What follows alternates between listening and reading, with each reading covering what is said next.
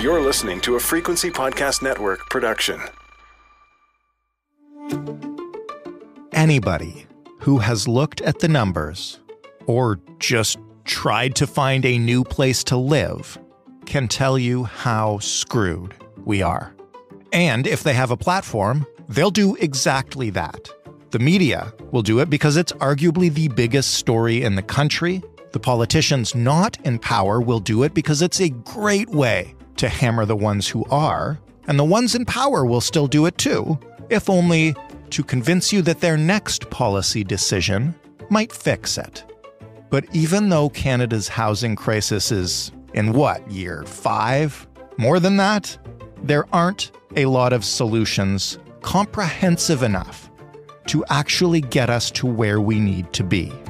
A new report released last week, however, takes aim specifically at the rental aspect of the crisis, and it draws a complete picture from the top of the political food chain to neighborhood-level buy-in and the industry-wide support needed to finally start closing the gap with urgency. It's all there. So will our leaders really dig in? From top to bottom, from right to left? Or is this another opportunity that we're going to miss because our governments just can't get on the same page, even with the future of the country at stake? I'm Jordan Heath Rawlings. This is The Big Story. Mike Moffatt is an assistant professor in business, economics, and public policy at the Ivey Business School at Western University. He's the senior director of policy at the University of Ottawa's Smart Prosperity Institute. And he is the co-author of a new report that looks at a multi-sector approach to Canada's housing crisis. Hey, Mike. Hey, thanks for having me. You are very welcome. We talk a lot about the housing crisis on this show. Solutions are rarer to come by. It does seem that way, yeah, that the number of pieces saying that we're in a crisis and the number of pieces telling us how to get out of that crisis, there's a pretty big disconnect between the two. Well, that's why I was so interested to read some of this report. And before we get right into that, I just want to have you, as one of the leaders on this crisis in Canada, kind of give me your thoughts on just how dire is the situation right now? Like, how many homes are we missing across the country? Well, the CMHC says that we need to build 5.8 million homes between now and 2030. And that's essentially tripling home building. And at the sort of business as usual pace, we're going to fall about 3.5 million short. So we have a massive housing crisis that's playing out a number of ways. So you have homeowners seeing their payments rise because of rising interest rates. Mm-hmm. Rents have skyrocketed across the country due to increases in population and just supply and demand imbalances. And then we see a homelessness crisis. Right. We see food bank use triple and, all of these negative social indicators. So across the board, it is absolutely a crisis. You mentioned kind of the business as usual rate. This summer or recent times, I guess, have seen at least a few governments make commitments to increase the amount of housing, sometimes controversially, given Ontario. But are we even keeping pace with that demand that you laid out? Or are we, currently falling further and further behind? Are we eating into the gap at all? No, unfortunately, we're falling further and further behind. That housing starts, so that's basically how many housing units between single detached homes and apartments and everything else. It's down about 10% year over year from last year. That's largely a function of higher interest rates, making construction more expensive. And this is at a time when our population continues to grow, that we're seeing increased population in international students, immigration targets are up and that kind of thing. So we're moving in opposite directions where home building is actually down, but our population continues to grow. So you're a co-author, as I mentioned, of this report. It's a report that comes at a solution, I guess, from a few different points of view, given you and your co-authors. What are those points of view and why approach the challenge this way? So our report specifically looks at the rental market. It's not the only challenge that we have, and these markets interact with each other, that a broken rental market will affect the ownership market. Right. And, a year ago or so when I had these conversations, I used to kind of joke that, well, you know what needs to happen is we just need to lock a bunch of really smart people in a room and not let them out till they come up with a solution. And after a while, we decided, well, hey, why don't we be those people? So what we did is my team at SPI got together with the Canadian Alliance to End Homelessness and RealPAC. And RealPAC's a group of investors and financiers and people who own and operate apartment buildings. We got together, and then we got a number of smart people in academia, in the social sector, and the housing sector on the sort of building and development and ownership side, and just all got together. And obviously we come from different perspectives. I mean, when you have groups that are landlords and groups that represent tenants in the same room, they're not always going to agree with each other. But what we did is basically just said, okay, well, what are the things we can agree on? What are the things that we all see as being part of the solution? And we were pleasantly surprised to see how much agreement there was between the different groups. So we don't always agree on everything, but there is a lot that we do agree on. The housing crisis, and I guess importantly, the building of new housing, including rentals, is a really political issue. And we've certainly seen that play out over the past several months in terms of Conservative leader Pierre Poilievre's criticism of the federal government's role. But is this a federal government responsibility, a provincial responsibility? Who needs to take the blame for this, or who tends to take the blame for this, and who should be taking the blame? Well, it's a classic Canadian problem of overlapping jurisdictions where you have the municipalities who are in charge of things like zoning and the approvals process and that kind of thing, which is a big bottleneck to building. The provincial governments control that as well because municipalities are creatures of the province. Plus, they have their own processes like the Ontario Land Tribunal. But there's a lot that the federal government controls as far as the housing system goes, where they, control large parts of the tax system. They have their own approvals process through the Canadian Mortgage and Housing Corporation. Obviously, they play a big role on the demand side of housing as the group that sets immigration targets. So all of them have a role. And then on top of that, higher education sector plays a role. Builders and developers play a role. The social sector plays a role through owning and operating, various forms of non-market housing. So that's what makes this such a challenge, is it's easy for one group to point a finger at another and have a layer of truth to it. So we say in the report, we have sort of 6 big areas that need improvement. The number one is coordination, that all of these policies are disconnected from each other, that the province doesn't always work well with the federal government or municipalities. And even within the same order of government, you might have one department doing something that is at odds with what another department is doing. So it's just a big, big coordination problem at the heart of this. Leaving coordination aside, because for the moment at least, that's something that we seem to struggle with in basically every major policy issue in this country. But where do you start, assuming you can get some of that buy-in from various levels of government? I know there's not one silver bullet here. So where are the first easy wins that we could take right now if we were actually motivated to get moving? I think the immediate things that we could do, particularly the federal government could do, first of all, is just change the tax system. That we have a lot of projects that could be viable, but they're not right now for a variety of reasons. And again, that's caused in part by those higher interest rates that have caused a slowdown. So what could the federal government do about it? Well, first of all, it could offer for projects with large number of affordable units, it could offer discounted financing. It could offer lower interest rates. It could also tweak the tax system. It could remove the HST on purpose-built rental construction. It could reintroduce the tax credits we had back in the 1960s to build apartment buildings. It worked really well back then. That was another time when we had a housing crisis because of a disconnect between population growth and housing supply. It worked back then. It worked now. So those are all things we could do. One other thing that the federal government could do is there are thousands of apartment building applications stuck at the Canadian Mortgage and Housing Corporation in a variety of different programs, one of them being MLI Select, which is a program for building insurance. We saw when there was an applications backlog for passports, the federal government staff up that department and clear that backlog. They could do the same thing here.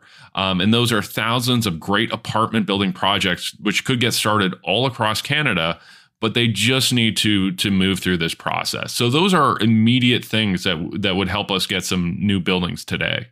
What about aspects of the lack of rental units that are under provincial or municipal control? Where can those be adjusted to simply allow more units to be created, maybe as part of bigger projects or as rental buildings themselves?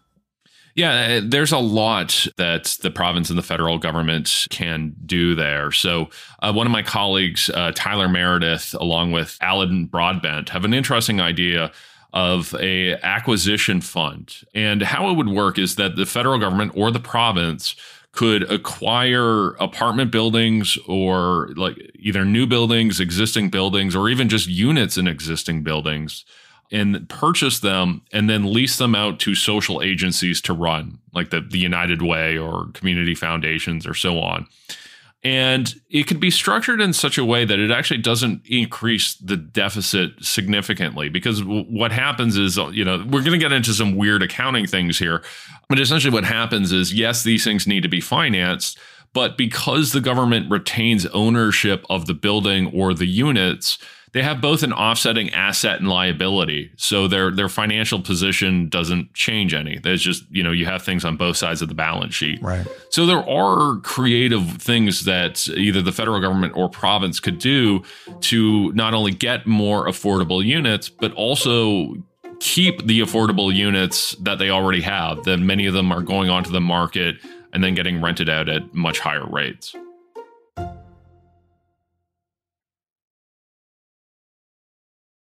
At the municipal level, does any of the preceding stuff you mentioned work without zoning changes or bylaw changes to actually allow this stuff to get built? And that's a big part of the challenge. And this is where the coordination thing comes in, because I'll talk to people in the federal government about, let's say, removing the HST on purpose-built rental. And they'll say, Mike, that's really not going to get more buildings built because there's not the zoning for it. And then I'll talk to municipalities about changing zoning, and they'll say, well, we could change all the zoning we want, but those projects aren't financially viable because of things like the HST, right? So you've got this kind of chicken and egg problem, and it's why we have to move both of those together. So absolutely, we need to see those municipal reforms.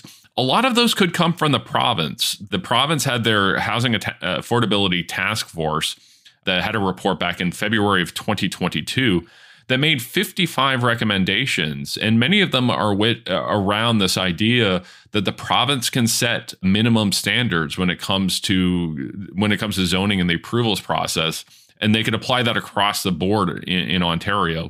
So absolutely, we need to have those changes, and there's two ways about them: that either the municipalities themselves can make those changes, and we've seen that in the city of Toronto, or the provincial government could just make the change and apply it to whichever city or all cities that they wanted to. What about the public? What role do they have to play in this? And I ask this not because, they have a direct influence on these policy decisions, but because we've seen so many projects get held up once it gets to the process for public input, and you end up with NIMBYs, and you end up with people, refusing to allow more than 4 or 5 new rental places in a building. And that certainly plays a role. And naturally, I would like to see the public on board with many of these projects.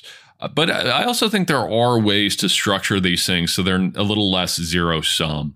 So, for instance, in many neighborhoods across Canada and across Ontario, you have a lot of people who are in their 70s and 80s who, live in a large single detached 4 or 5 bedroom home. And they would love to be able to downsize that, but they also want to stay in the neighborhood, and there's nothing to downsize to. So what if we looked for those neighborhoods and said, okay, let's find some creative ways to build more seniors-friendly housing in those existing neighborhoods?